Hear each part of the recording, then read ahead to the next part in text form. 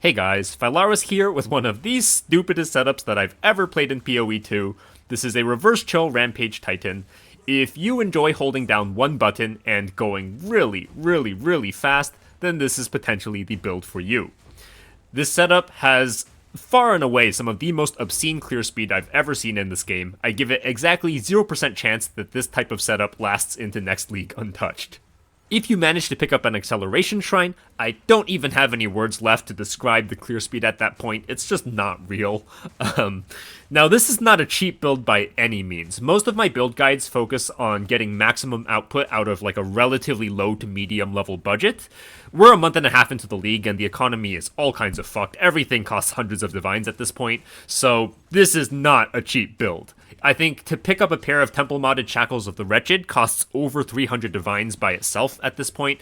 I would not recommend trying this setup without at least 500 to 600 divines to invest into it. Now, there is a way to get Reverse Chill online for a lot cheaper. It costs like 10 times less than standard temple modded Shackles, but it only gets you like 85% of the way there on Reverse Chill uptime. If you do want to run this build on more of a budget, I'll talk about that setup a little bit later in the video. That being said, it's still going to be an expensive build. If you're working on an actual starter budget, I recommend checking out one of my previous bear guides. For those of you unfamiliar with how Reverse Chill works, you use temple modded Shackles of the Wretched to reflect elemental ailments you inflict back onto yourself, and then the unique chess piece Sierran Inheritance to reverse the effect of chill. Just imagine your character on chilled ground and how slow it is, and then flip that around, right? Everything gets faster, you move faster, you hit faster. Now, why am I running this as a Titan? Stormweaver is the natural choice for reverse chill setups because of the double chill. Instead of 1.5 times action speed, you can get up to around 1.8 times action speed, which is like 20% faster. The problem with Stormweaver is it starts at the very top of the tree, and basically everything Bear wants is at the bottom left of the tree. So if you run a Stormweaver, you do have a higher overall ceiling on your speed, but your character kind of ends up with a lot of holes, and it's very difficult to plug those holes without throwing an obscene amount of money at the build. If you do have unlimited currency, I recommend going Stormweaver and using some kind of adorned setup, and that will have an overall higher ceiling than what I'm showing here. But if you're working on like under a mirror, I recommend going Titan instead. It's just very convenient in terms of placement on the tree and what it gets from the Ascendancy. You get like a well-balanced, fleshed-out character online for much cheaper. The main problem with melee reverse chill builds is that you are somewhat squishy. You're functionally playing with no chess piece and no gloves, so there's only so much you can do as far as getting tanky goes. You kind of are just trying to reach the point where you at least don't get one shot, and that's about all you can hope for. So I've got about 7k combined HP and ES on this character, with 2k guard from Olroths on top due to Herbalism 2. So as long as you're good about keeping up your Olroths, you've got about 9k hit pool to work with, so you don't die unless you do something really stupid at least. But again, this is not a tanky build, and you cannot just ignore all mechanics and, run into slams and expect to live. It's not going to happen. Before I get into build setup, I'll quickly talk about how to actually play the character. When you enter a map, you want to Warcry a couple times, whack something with Lunar Assault to get your Bot Hair's Vengeance up, and then just hold down Rampage. And that's really kind of it. Everything else is just bells and whistles. When you're getting kind of low on rage or you want to loot an item, just make sure that you Warcry again before your next Rampage. Always precede your Rampages with a Warcry or a Lunar Assault or a Maul, something like that. Something that stands your character up, otherwise the cast animation of Rampage takes a lot longer to go off. When it comes to Walking Calamity, I don't really bother keeping this up most of the time because just the AoE from Rampage and Herald of Ice Chaining is already enough to clear the whole screen. But if you want some more damage and you want some more coverage at the very edges of your screen, then you can pop Walking Calamity. And all you really need to do for this is when you Warcry near some monsters, like 2 Warcries is enough to go from 0 rage to maximum glory for Walking Calamity, right? Now, I don't have a lot of duration on my tree. I only have this one cluster over here. I didn't take this other cluster right here. So my Walking Calamity duration is just over 20 seconds. My Bot Hair's Vengeance duration is just over 40 seconds. If you like having Walking Calamity up all the time, then I do recommend dropping off some damage or some excess nodes to pick up this duration cluster right here. Besides that, just a couple things to keep in mind about your Warcry. Pretty much any time you do Warcry into Rampage, you want to hit your Olroth Flask at the same time to get your 2k guard up. Again, this is not the tankiest build in the world, so getting that 2k guard up from your Olroths feels very, very good for additional safety. Additionally, if you're ever degenning from Berserk because you're between packs or you're like waiting for a boss's really long cutscene, as you can see, the Berserk degen on this build is fairly significant because we have quite a lot of rage. All you have to do to avoid the Berserk degen is just hit Warcry, because Berserk is only bound to weapon set 2. Our weapon set 1 is our Warcry weapon set, so when you hit Warcry, your Berserk will turn off and the degen will pause. For bossing, just Warcry until you're at maximum Rage and Glory, hit your Savage Fury and Walking Calamity, and then pounce in onto the boss, Warcry, and Rampage. Let me try not to kill him.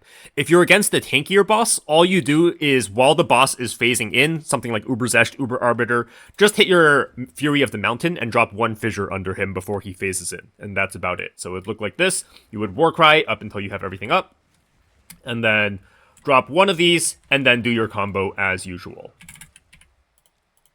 The reason we are dropping Fury of the Mountain, it doesn't do a whole lot of damage, it does a little bit, but I have it socketed with Living Lightning 2 and Stun 2, so it helps build the heavy stun up a little bit faster, which is nice. And then Living Lightning 2, it doesn't do a whole lot of damage on its own, it basically does no damage, but the minions from Living Lightning count towards your Predator's Mark enemy count, and you can get up to 8 of these minions. So I have Living Lightning 2 on Fury of the Mountain as well as Walking Calamity, so along with our 7 wolves, ourselves, and then up to 8 minions, that maxes out our Predator's Mark enemy count at 15, which is a gigantic damage multiplier. Again, this is just for very tanky bosses that have a phase in. I use this almost never. I don't really use it on map bosses. It's just if I'm doing like Uberzecht, Uber Arbiter, that type of content. The reason to spawn so many Living Lightning minions is because when you drop a fissure, any slams on top of the fissure will proc an Aftershock, and each Aftershock will deal lightning damage and proc a Living Lightning minion, right? And each like hit of Rampage is a separate slam, and it's a lot faster than this when you're actually in combat because of the reverse chill. So each of these procs will proc Living Lightning. Next, let's talk about build setup. I will have a link to the full POB in the video description below. Something I want to emphasize before I begin is you do not need to copy my build one-to-one. I tailor my builds to my own preferences and the content that I run. It'll be different from your preferences and the content that you run. I highly suggest you simply take the ideas and concepts and items and whatnot that you like from my setup and just integrate it into your own setup. You don't need to run exactly what I'm running. For example, you could easily like 3 to 4x my damage instantly if you just go crit, right? I don't feel like I need that damage, so I spec'd into some more quality of life and ES instead, but you could very easily just drop these excess nodes here, take this crit cluster over here, connect up through here instead of here, and then grab this crit, maybe swap this time loss rule out with one that gives crit chance and crit multi, because this one is just ES and stun threshold, and throw on Garukons, and you'll have 4 times my damage, right? So do not copy my build one-to-one, tailor it to what you want. Now, let's start with the Sierran Inheritance and Shackles of the Wretched. Sierran, just pick one up that has like 3 sockets or a good implicit corruption. I think 4 sockets is very, very expensive. Shackles, you want one that has the line "you cannot be chilled for X seconds after being chilled" replaced by elemental ailments other than freeze you inflict are reflected to you. I will have a link to a Google Doc that has a bunch of search parameters for different items in this build in the video description below. There is also a search to a more budget version of Shackles. I'll talk about it a little bit later in the video. It costs like 10 times less. It'll only get you like 80% of the way there on reverse chill uptime, but it is an option if you want, a much more budget version. Next, for the weapon, you do not need a Magi Talisman base, you do not need an Elemental base, this is just taken from my Wyvern character. The acceptable weapon types that you can use are Jade Talisman, Thunder, Magi, Fungal, and Spiny if you're going crit. I think any of these are okay. Magi Talisman, I think, is actually kind of annoying in some ways. The main problem with Magi Talisman is that you cannot use a More Mandragora in your offhand. Typically, when you do a Warcry specific setup, it's nice to use a more Mandragora because it gives you Druidic Prowess stacks, which gives you 10% skill speed per stack. This, again, doesn't affect your DPS, but it does affect the speed of your initial Rampage cast, which is very nice. The reason you can't use this with a Magi Talisman is because Magi has implicit rage, and a more Mandragora does not. So if you Warcry up to max rage, and then hit your Rampage, you're missing 12 rage, right? So, any other talisman based, you can use a more Mandragora. If you're using Magi, you have to lock it to both weapon sets, unfortunately. Now, in terms of elemental to physical talisman, I think it's a little bit more convenient to run elemental because you need some good flat cold on this build in order to actually self-chill versus bosses, because you do not always have Bater's Vengeance up. Stormweaver can get away with the full Fizz talisman because Stormweaver can chill off of all types of damage. On this build, if you're running a physical talisman, make sure that your ring has like tier 1 flat cold. Otherwise, your chills are not going to be that reliable. So the third prefix has to be gain as extra Fizz unless you have a Spirit of the Wolf Golden Charm, because you need some form of gain as Fizz in order to enable your Herald of Ice chaining.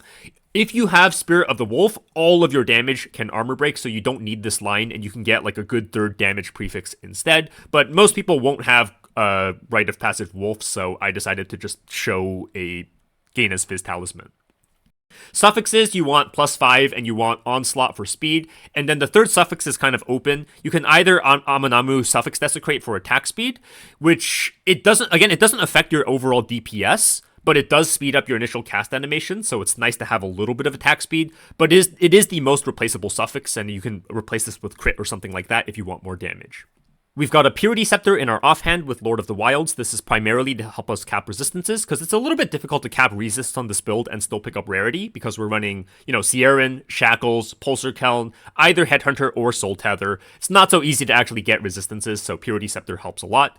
You don't need an expensive one. You can get one. I think you just need 140 Spirit, and that's it. You don't need like some crazy 200 Spirit Scepter. And then just get some like Strength Int on it so that it helps you get your attributes.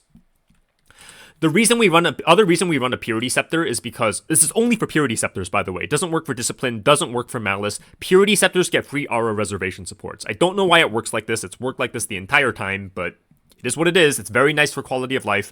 We're running Herbalism 2 for our Olroths, Vitality 2 to offset Berserk, Cannibalism 2 to offset the Berserk degen, Clarity 2, this just gives us a little bit of mana regeneration, and Strong-Hearted for less shock duration, because we do also reflect shocks onto ourselves with the Shackles of the Wretched. Most of the time, this is taken care of with the Black Cat Grounding Charm, but sometimes the charm is down, so having Strong-Hearted up is kind of nice. Next, we have the Belt. You can either run Headhunter or Soul Tether. I personally actually prefer Soul Tether. I've played with them both a pretty equal amount. I think Soul Tether is better. It's more comfy. The issue with Headhunter is that there is a rare mod that gives 50% reduced potency of slows on you, and this cuts your self-chill value in half. It's pretty annoying. You get this maybe once a map or once every other map, and you either have to deal with it for a minute, or you have to double-click Headhunter to unequip and re-equip it and reset your Headhunter buffs. This is a little bit annoying in practice. Also, if you're running Headhunter, you have no form of like natural in-combat ES sustain. You're basically just reliant on having your Olroth's Guard up to protect your ES, and then that way your ES recharges if you actually take a hit. In practice, doesn't really matter that much, because when you have this much damage and speed, you don't really take a whole lot of damage. I haven't died at all with Headhunter. That being said, it is a lot comfier to run Soul Tether and to have ES leech, so that you're basically always capped out on your HP and ES without any problem. Headhunter's just fun, but it's very easy to swap to Soul Tether. You just drop this in. You would have to swap a few attributes around on the tree to rebalance for Soul Tether, and then you would respec like 3 points out, like these guys over here. I only have these like weird looking toothpick nodes because I have a Time Lost Sapphire here. You could take out like 1, 2, 3 and then spec it into fast metabolism. You need fast metabolism for Soul Tether. Otherwise, your ES will not leech. If you do run Soul Tether, make sure the 5% lose 5% of max ES per second line is replaced by a temple mod. It cannot be lose 5% of max HP per second, or the degen is going to be crazy. That one's only okay on CI builds. Just something like Leech Life 15% slower is fine. For rings, one of them we are running Pulsar Keln to enable Herald of Ice chaining. If you get enough cold damage, you can drop off Pulsar Keln, but it's really hard to actually get consistency. I don't recommend it personally unless you're playing Wolf, because Wolf has natural freeze buildup. I would just stick with Pulsar Keln. It's much easier, it's much more consistent. The other ring, just get some flat, get some rarity resistances. If you are running Soul Tether, you need a Life Leech roll somewhere, so that's why I have it on this ring. If you're running Headhunter, this Life Leech roll doesn't matter, so you can get rarity or resistance in that slot instead. Amulet, as much ES and global defense as you can, and +3 level of melee skills, and then just some resistances and rarity. Unbound Forces is a really nice, really cheap anoint. Costs like nothing to anoint. It gives you chill duration on enemies, which is really important because the base chill duration is only 2 seconds. That means if you self-chill, it lasts 2 seconds, and if you didn't hit anything else in that time, your self-chill disappears. So in practice, if you don't have some chill duration, your self-chill will drop off a lot while mapping. So Unbound Forces helps a lot. 40% chill duration, increased magnitude of shock you inflict. Really nice. Helmet and boots basically just get as much ES as you possibly can, and then round out your resistances and get some rarity if possible. Another option on boots is to get like 50 to 60% reduced duration of shock if you don't want to run strong-hearted. Obviously, you can get much better boots than mine. I only have 35% move speed from mine. You can get like 35 MS boots with Essence of Horror for 43%, or even sanctify it further, and then it gets amplified by your reverse chill, right? So you can get like 15% plus more movement speed from boots than I actually have here. This is just a pair that I crafted for like 10 exalts with an Omen of Putrefaction. For flasks, I highly recommend an Olroth's if you can afford it. They are very expensive, but they're expensive because they're very good. This is not the tankiest of builds, so having Olroth's as an extra defensive layer helps a lot. If you're running Soul Tether, you don't really need Olroth's, but if you're running Headhunter, I think it feels kind of bad without Olroth's because you don't have active ES leech. So the only way to actually regenerate your ES in combat is if you put up your Olroth's guard, so you stop taking damage to your ES, and that gives it time to recover. Other flask doesn't really matter a whole lot. This build barely uses mana because once you actually activate your Rampage, it no longer consumes mana. So you can just throw on a Lavianga's if you don't want to press any buttons, or, you can throw on a regular mana flask. I think a potential Anoint or Megalo, because I do not have Curse Immunity in the build right now, is to click Warding Potions. I think this is a very underrated Anoint/Megalo option. It removes a curse when you use a mana flask. So if you pick this up for Curse Immunity so you can run Temp Chains maps, then run a normal mana flask instead. For charms, Black Cat Grounding Charm is pretty much essential because we don't have full shock immunity in this setup. I didn't really find it necessary to invest that far because we clear so fast. Black Cat Charm is pretty much always up, and if it happens to not be up, we have Strong-Hearted cutting the shock duration in half. Next is a Nascent Hope for freeze, and then lastly, a Rite of Passage if you can afford one is fantastic. Do not use Rite of Passage Ox. Ox gives 50% reduced potency of slows. You cannot get any reduced potency of slows on this build. That's why we're not Temp Chains immune. You cannot click this. That's why I'm also using Val Pack to pick up these movement speed nodes to avoid this node right here, because reduced slowing potency will cut your self-chill, which sucks. If you can't afford a Rite of Passage, then you can just use something like a Stone Charm for stuns. I don't like Stone Charms. I think they suck. Okay, maybe suck is too much of a strong word, but I don't think they're very good because it doesn't stop the initial stun. It just stops stuns afterwards. So if you're already getting stunned in the first place, you're getting knocked out of your animations, you're getting knocked out of your Rampage. The damage is kind of already done. All Stone Charms do is prevent chain stuns, which don't really happen unless you have like 0 investment into stun threshold. So instead of that, I just invest into stun threshold. I've got some gain percent of max ES as additional stun threshold on a time lost, as well as another rare jewel. I've got some stun threshold here. I've got some stun threshold here. I've got some stun threshold based on rage over here. So I basically don't really get stunned very often anymore. Maybe if I accidentally get hit by a boss slam. But yeah, if you don't have Rite of Passage Golden Charm, you can run a Stone Charm. Next, let's talk about the passive tree. Ascendancy points, of course, we are taking Hulking Form, taking Crushing Impacts for 25% more damage against heavy stunned enemies, and your hits are crushing blows. This is just really nice so that, you instantly heavy stun stuff and then deal a bunch of damage. It's very convenient for bossing. You basically don't take damage from bosses because you heavy stun them so quickly. If you run a Physical Talisman, then you heavy stun even faster because physical damage has 50% more stun buildup.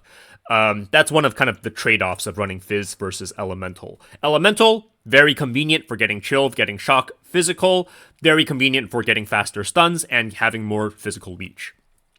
The last point, Mysterious Lineage doesn't really do a whole lot. It's giving me like, I don't know, 300 HP and some HP regen. It's because there's nothing else that's particularly good for the last point.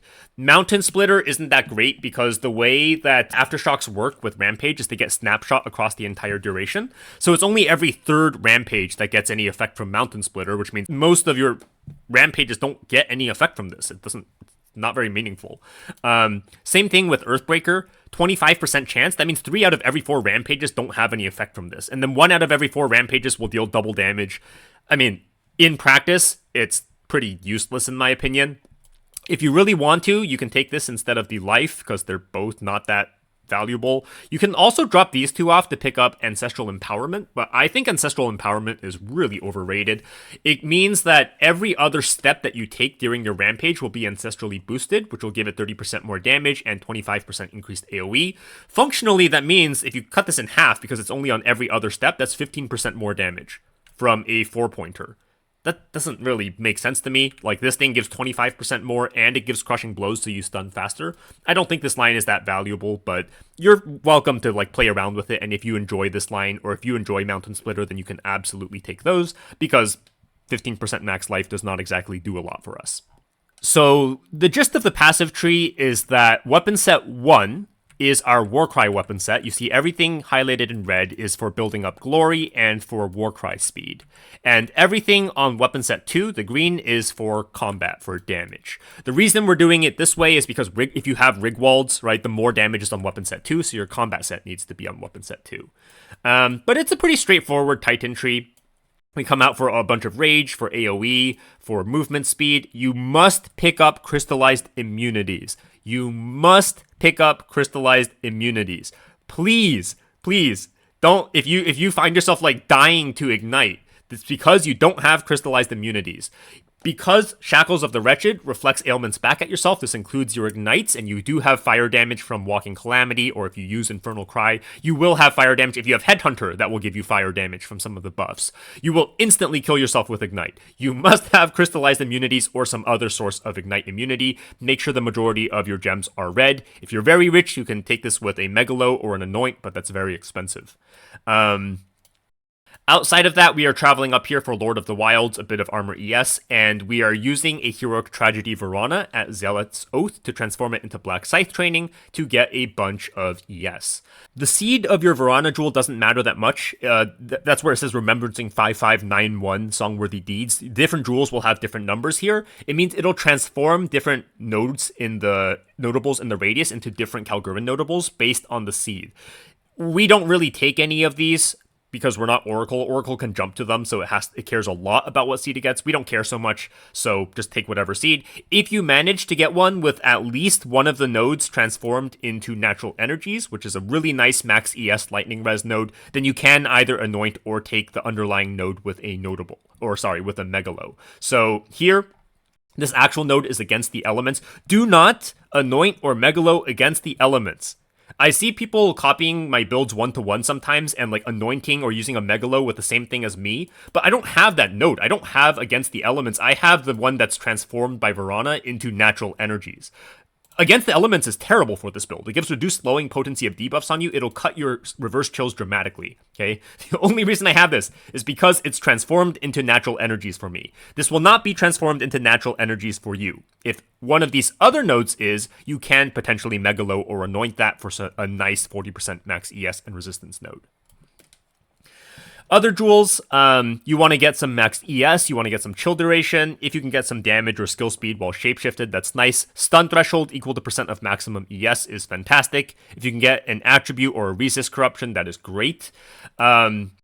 Here is a great spot for time loss jewels. You don't have to go as extensive as me. It's because I have a fairly decent jewel that gives 3% increased max ES, as well as 20% increased effective small passive skills and radius, in addition to Hulking Form, because Hulking Form, these do scale the perks from small passive skills from time loss. This means instead of getting 3% increased max ES, I'm getting 5% from each of these small nodes, on top of 3% max ES as stun threshold, and some more buffing on the actual base effect of the small node. So instead of 10% increased melee damage, with hulking form and my time lost, I'm getting 17%. That's why I have this weird looking toothpick formation. If you don't have a time loss jewel here, or you don't have a good time loss jewel here, don't do this, right? Don't do this, don't copy this part. It wouldn't make any sense for your tree. If you're going crit, for example, you can get one that has crit chance and crit multi on notables, and then you can drop these guys off and pick up, for example, this notable right here. You can pick up this notable right here. You'll have like 6 or 7 notables in the radius if you have a large jewel, and that'll give a lot of crit chance and crit multi. Other jewels, I'm running a Megalomaniac with, as previously mentioned, against the elements and Fearful Paralysis. I don't even remember where Fearful Paralysis is. Fearful Paralysis. I think it gives, oh, here it is. It gives Intimidate for 4 seconds when you immobilize an enemy. So if I heavy stun something, they take 10% increased damage and deal 10% less damage. This is not particularly good because we already have so much increased damage taken by the monster from Predator's Mark as well as Shock. It's just, something usable on the second slot. I do have a link to several good desirable Megalo and Anoint options in the document in the video description. Lastly, we have a From Nothing with Val Pact so that we can save a few points and we can skip this node here that gives reduced slowing potency of debuffs on you. It's not mandatory. They're not very expensive at this point. If you want to, you can just connect up through here. If you are running Soul Tether, make sure you pick up Fast Metabolism so that you can actually leech to your ES. You would just drop off some of these, crappy small nodes over here. The Warcry tree, make sure you have Roaring Cries taken on your Warcry tree, and make sure your Ferocious Roar is bound to the Warcry weapon set. I get like 20-30 questions per video. Why am I not generating any rage when I Warcry? It's because you don't have Roaring Cries, or you don't have your Warcry bound to your actual Warcry weapon set. Besides that, just some Warcry speed, glory generation. If you are going to run Infernal Cry, I don't run Infernal Cry.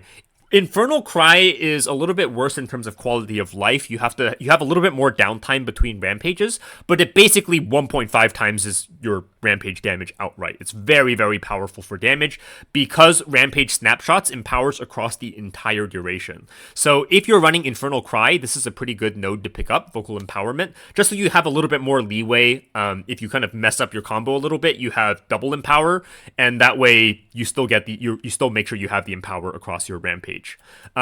These smaller nodes will work if they're on your main tree or your actual damage tree, but not if they're just on your Warcry tree. They have to be on your actual the tree that you're rampaging from.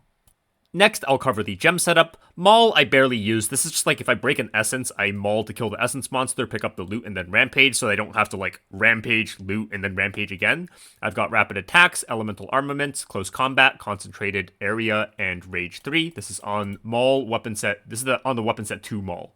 Okay, weapon set 1 again is the Warcry Maul. Purity of Ice with Herbalism 2, Vitality 2, Cannibalism 2, Clarity 2, and Strong-Hearted. If you've got under a level 20 Scepter, then I would just drop off Clarity 2 or Strong-Hearted, probably Clarity 2.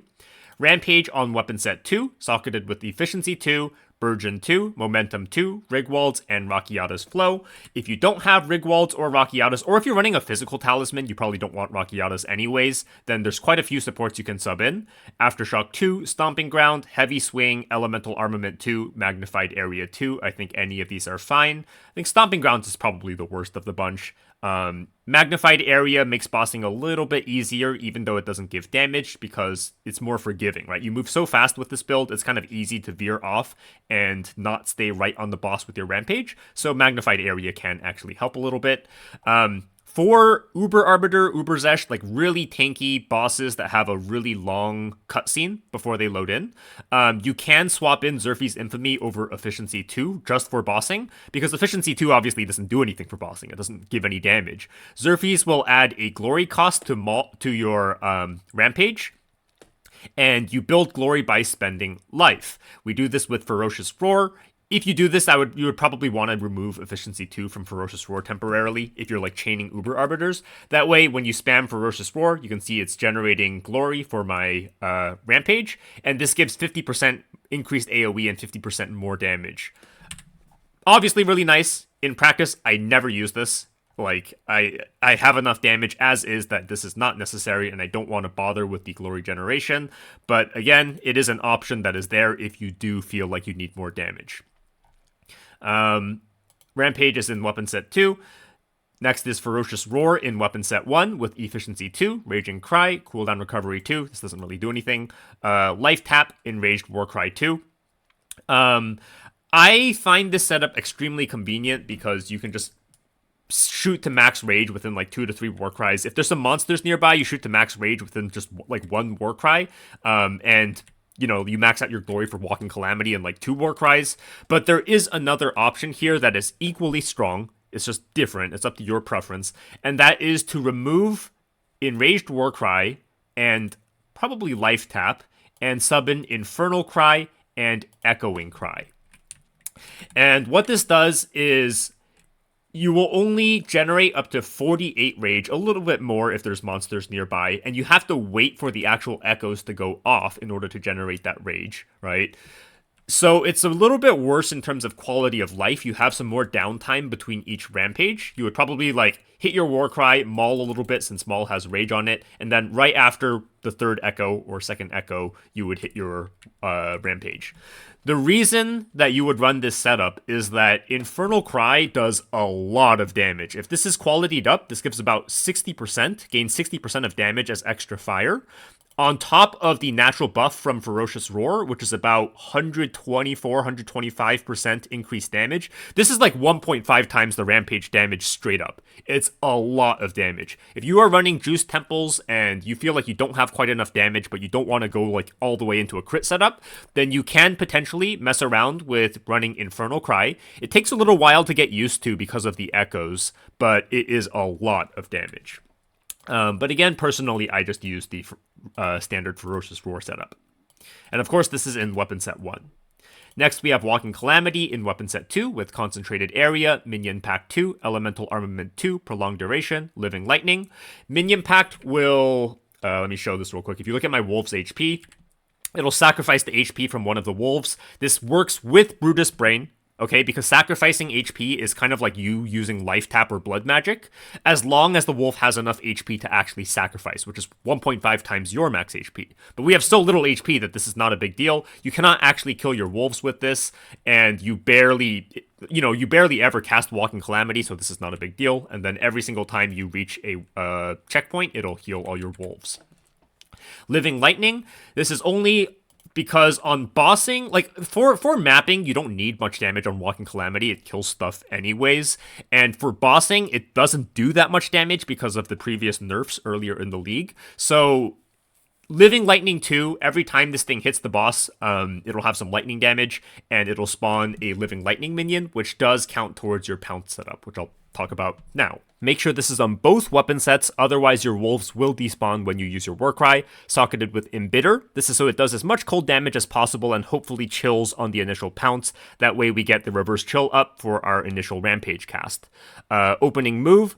Sometimes this goes off, sometimes it doesn't, because sometimes Walking Calamity hits first, but when it goes off, you get 50% more stun buildup. It's pretty nice. You can replace this with like Consecrated Ground, Holy Descent if you want. Rapid Attacks 2, Mark of Siphoning 2, and Brutus Brain. Brutus Brain keeps our wolves alive permanently so that we can max out our Predator's Mark. We also have Living Lightning socketed into Fury of the Mountain, and our Walking Calamity gets up to 8 minions. This maxes us out at 15 total enemies nearby for 60% increased damage taken by marked enemies. This is a gigantic single target damage multiplier. It's the equivalent of raising a 20% shock to an 80% shock. Next, we have Fury of the Mountain in weapon set 2. With Living Lightning 2, Stun 2, Minion Pack 2, Close Combat 2, and Elemental Armament 2. Again, you don't have to use this multiple times. You can just use it once, and that's enough because there is no shotgunning from this with multiple fissures. I kind of just have my Maul on right-click and then my Fury of the Mountain on Control right-click because I'm out of button slots, and that just makes sense to me in terms of binds. Lunar Assault on weapon set 2 with Bater's Vengeance, Embitter, Freeze, Prolonged Duration, and Cold Penetration. This is for consistency in elemental resistance maps. Make sure you're at maximum rage before you actually use your Lunar Assault to get Bater's up. Bater's gives you cold damage based on the rage that you have when you freeze the target. So if you have no rage, this will give you no damage. Savage Fury in weapon set 1 only, socketed with Prolonged Duration 2, Mobility, and Diala's Desire. These are like 1 to 2 divines at this point, they're very cheap. Berserk in weapon set 2 only, socketed with Uhtred's Exodus. If you're very wealthy, you can get one of the more expensive Uhtred's and put it in with Diala's Desire for more damage, but those are very expensive at this point. The reason Berserk is only in weapon set 2 is because that way, if you're degenning, you can always just hit Warcry, go to weapon set 1, and cancel the degen. Lastly, we have Herald of Ice with Armor Explosion, Armor Break 3. If you have Rite of Passage Wolf, you can drop Armor Break 3 for like Elemental Armament or Ulna Tolls, but I don't think it really makes a big difference. Uruk Smelting, Magnified Area 2, and Longshot. Make sure that your Herald of Ice is at least level 18 or 19 and that you have 20 quality on it. Lastly, I'll talk about a way you can get Shackles online for cheaper. Baseline Shackles, with the Chill line being replaced by the Elemental Ailment line, is like 350 divines right now. It is quite expensive. Hopefully it goes down a little bit, but I kind of doubt it at this point in the league. I do highly recommend just using one of these, but if you really want to try to build on a budget, then you can try using these search parameters instead, where you retain the Cannot Be Chilled line instead of having that one be replaced. But you set a limit of around 5.2 seconds. The lower the better. The bottom is 4.7 seconds. And what you do is you just stack enough chill duration for your chill to actually last the entire duration where you are locked out of getting chilled again, right? So if we sort this to 4.7 seconds, is the one for 40 divines, 44 divines, right? 4.8 seconds, 30 divines, 40 divines. Still quite expensive, but it's literally 10 times cheaper than the alternative. And the way this works is you self-chill. The baseline duration is 2 seconds. If you can get that chill duration up to about 4.7, 4.8 seconds, you will have self-chill up the entire duration where you cannot be chilled again. Once your chill runs out, then you chill yourself again as soon as you hit something with Rampage or Walking Calamity. You will have a little bit of downtime in between before you actually hit another target, so it'll be a little bit stop and go, or you know what I mean. But I would say you're probably like 80% of the way there relative to having an actual fully modded Shackles at like, 10% of the cost. So this is an option. The way that you get this much chill duration is... Let me show my setup real quick. We have 40% coming from unbound forces already. We have one rare jewel, or at least I have one rare jewel that has 24% chill duration on enemies. You can get up to 25%. And then right here, I am using a time lost that gives me percent increased max ES and stun threshold from max ES. But you can also use a time lost. Do I have it here? Yeah, here we go. A large time lost that has increased chill duration on enemies based on notable passives in the radius. This rolls up to 12%. You can get one lower and divine it up to like 10 to 12% if you want. So if I put this in, I've got 1, 2, 3, 4 notables in the radius right now. I could easily drop this, and take this, and I would have 6 notables in the radius, right, for 72% increased chill duration. If you add all of that up, that's like just over 135% chill duration. That is a 4.7 second long chill. You can, of course, still get a little bit more with, like, say, another rare jewel with chill duration, etc. But that 4.7 to 5 second chill duration range is what you're looking to hit. Really, it's not that much more investment overall. Like, all it is swapping out this one time lost for a chill duration time lost and then using the cheaper pair of gloves. That's about it. From a leveling standpoint, just level as Bear. You can throw on Sierran and Shackles really, really early, and then, you have the fastest leveling experience of your life. If you have the money to afford these, you have Twink gear, you're going to breeze through campaign. Aside from that, all of the search parameters will be in the Google Doc in the video description down below. If you have any questions, comments, concerns, feel free to let me know in the comments. I try to answer all of them. This video went crazy long. I apologize for that. There were honestly quite a lot of interactions to go over. But yeah, I will see if I end up playing another build. I may end up trying a Stormweaver version. It'll be very expensive, but it'll be fun to see how it compares to Titan. Or I might try something else entirely. We'll see. But thanks for watching. Hope you enjoyed the video, and see you guys next time.